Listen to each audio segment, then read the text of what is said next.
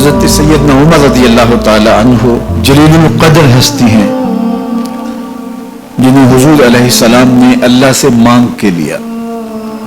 سارے صحابی رسول کریم صلی اللہ علیہ وآلہ وسلم کے مرید ہیں، لیکن جناب عمر میرے حضور کی مراد ہیں.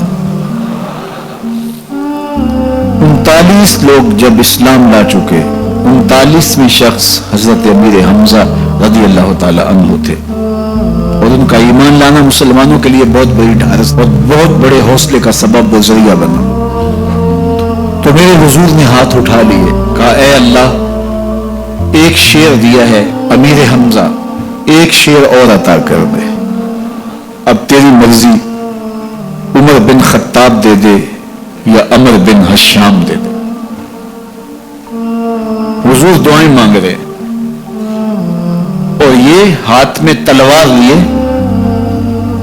غیظ و غضب سے بھرے ہوئے گھر سے نکلتے ہیں کہ بانی اسلام کا چراغ بجھا دینا ہے. راستے میں ایک صاحب ملے اور کہا کہ عمر، تیور کوئی اچھے نہیں لگتے، خیر تو ہے، کدھر جا رہے ہو؟ کہا چراغ اسلام بجھانے جا رہا ہوں، یہ روز کا مسئلہ ختم ہونے لگا ہے میرے ہاتھوں. مسکرا کے بولے گھر کی خبر تو لو. کہا میرے گھر کو کیا ہوا؟ کہا تمہاری بہن فاطمہ بھی نوکر بن گئی ہے رسول اللہ صلی اللہ علیہ وسلم. غصے سے بھرے ہوئے اپنی بہن کے گھر کا رخ کرتے ہیں، اندر سے قرآن پڑھنے کی آواز آ رہی، غصہ اور بڑھ جاتا ہے، دروازے کو زور زور سے کھٹکھٹاتے ہیں. اہل خانہ سمجھ گئے ماجرا کیا ہے، گرجدار آواز ہے جناب عمر کی، دروازہ کھولو. جلدی سے معلم کو چھپا دیا اور بہن آگے بڑھ کے دروازہ کھولا. کہا تم سابی ہو گئے ہو، دین چھوڑ دیا تم نے، بتوں کی وفا ترک کر دی اور بے تحاشا مارنا شروع کیا. بہن کا سر پھٹ جاتا ہے، خون بہنے لگتا ہے اور یہ مارتے چلے جاتے ہیں. فاطمہ بنت خطاب بولی عمر تم خطاب کے بیٹے ہو، سنو میں بھی خطاب کی بیٹی ہوں. جو ظلم جو جبر کرنا ہے کرو، میں محمد عربی کا دامن نہیں چھوڑوں گی. سوچنے پہ مجبور ہو جاتے ہیں وہ کون سی طاقت ہے جس نے بجلیاں بھر دی اس کے اندر. کہا جو تم پڑھ رہے تھے مجھے بھی سنا سکتے ہو؟ کہا تمہیں غسل کرنا ہوگا. عمر اپنے بدن کو دھو رہے ہیں، میرا رب دل دھو رہا ہے. اتنے میں معلم بھی قرآن لے کر آ جاتے ہیں اور قرآن کی تلاوت ہونے لگتی ہے. طٰہٰ ما انزلنا علیک القرآن لتشقیٰ، 14ویں رات کے محبوب چاند، ہم نے قرآن اس لیے نازل تو نہیں کیا تھا کہ تم مشقت میں پڑ جاؤ. بے تاب ہو گئے، کہا عمر کی عمر برباد ہو گئی، مجھے لے چلو حضور کی چوکھٹ پہ. تلوار حمائل کی ہے، بہنوئی ساتھ ہیں، اور حضور کی بارگاہ میں حاضر ہو رہے. دروازے کے سوراخوں سے دیکھا تو صحابہ تشویش کا اظہار کرنے لگے کہ عمر آ رہا ہے، تلوار حمائل کی ہے، ارادے اچھے نہیں لگتے. جناب امیر حمزہ نے کہا دروازہ کھول دو، اچھی نیت سے آیا تو استقبال کریں گے، نیت اچھی نہیں ہے تو اس کی تلوار سے اس کی گردن کاٹ دیں گے. حضور کے سامنے جا کے بیٹھ گئے، گلے میں کپڑا ڈالا تھا. حضور نے پکڑ کے کہا عمر ابھی وقت نہیں آیا کہ تم اسلام لے آؤ.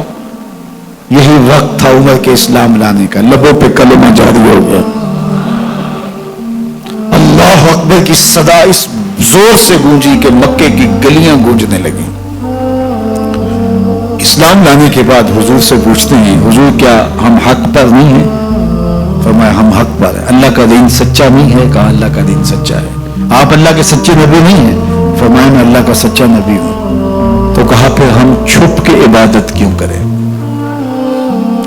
اب مسلمانوں کی 2 صفیں بنتی ہیں، ایک صف کی قیادت امیر حمزہ کرتے ہیں، دوسری صف کے آگے آگے عمر بن خطاب چلتے ہیں اور حضور درمیان میں ہیں. اور یہ ملکوتی قافلہ سہم حرم میں آ کے اعلانیہ عبادت کرتا ہے.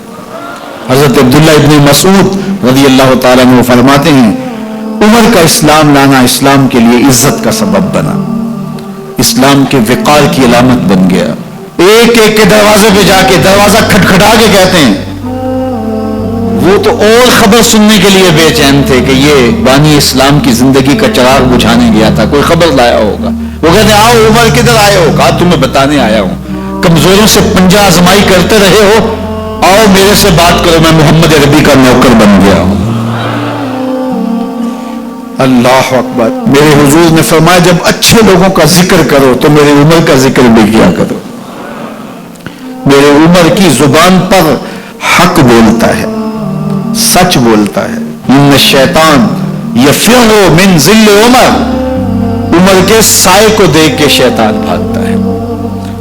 اللہ اکبر۔ اسلام لائے تو زندگی کی ایک ایک سانس اسلام کے لیے وقف کر دی، حضور کا پہرا دیا، حضور کی ناموس کا پہرا دیا، حضور کی شریعت کا پہرا دیا۔ اسلامی فتوحات پھیلی تو پھیلتی ہی چلی گئیں، کبھی مصر فتح ہو رہا ہے، کبھی ایران فتح ہو رہا ہے، آرمینیا تک مسلمانوں کی افواج پہنچتی ہیں۔ 22 لاکھ مربع میل پر حضرت عمر رضی اللہ تعالیٰ عنہ کی سلطنت پھیل جاتی ہے۔ عدل و انصاف کا دورہ ہوتا ہے۔ زمانے نے دیکھا کہ غیر مسلم بھی عدالت میں کھڑا ہے تو اسے خوف نہیں ہوتا تھا کہ میرے سے ناانصافی ہوگی، اس لیے کہ حکومت عمر کی چل رہی ہے۔ وہ بھی مطمئن ہوتا تھا کہ میرے ساتھ انصاف ہو۔